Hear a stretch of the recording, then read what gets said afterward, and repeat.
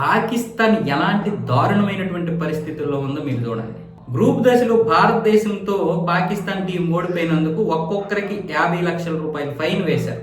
ఒక్కొక్కరికి 50 లక్షల రూపాయల ఫైన్ వాళ్ళు ఎందుకు కట్టాలో అర్థం కాలేదు. వాళ్ళు బాగా ఆడకపోతే వాళ్ళ మీద ఇంకొక చర్య ఏదో తీసుకోవాలి తప్ప ఇది కరెక్ట్ కాదని ఇప్పుడు మాజీలందరూ కూడా ఫైర్ అవుతున్నారు.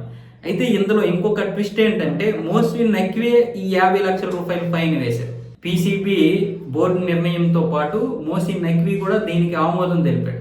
మరి ఏం చేయడమేనో ఏంటో ఇది వీళ్ళ దేశం పరిస్థితి. ఒక్కొక్కరు 50 లక్షలు అంటే మన రూపాయలు చూస్తే 15,50,000 రూపాయలు పైగాను ఎక్కడి నుంచి తెచ్చుతారు కడతారు. వాళ్ళ మొదలే ఆర్థిక పరిస్థితి అంతంత మాత్రం, పైగా పెద్దగా డబ్బులు రావు. మిగతా క్రికెటర్స్ లాగా కాదు వాళ్ళు. కనీసం మన ఐపీఎల్లో ఆడితే వాళ్ళకి ఏదో ఒక విధంగా డబ్బులు వస్తాయి, కానీ మన ఐపీఎల్లో ఆడరు, ఆడించం కూడా.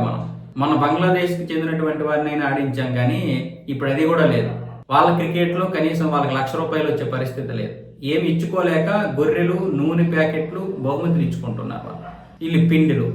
ఇలాంటి పరిస్థితుల్లో ఉన్నటువంటి వారు ఇప్పుడు పాకిస్తాన్లో 50 లక్షల రూపాయలు అంటే వాళ్ళు ఎక్కడి నుండి తెస్తారు? ఇప్పుడు మాజీలందరూ కూడా అవసరమైతే వాళ్ళు బాగా ఆడకపోతే 2 సంవత్సరాలు నిషేధించండి, లేదా ఇంకొకటి ఏదైనా చర్యలు తీసుకోండి. క్రమశిక్షణ చర్యల్లో భాగంగా ఇంకేమైనా చర్యలు తీసుకోండి. కానీ డబ్బులు ఏమైనా చెట్లకు కాస్తున్నాయా? వాళ్ళు ఇప్పుడు ఎక్కడికి వెళ్తారు?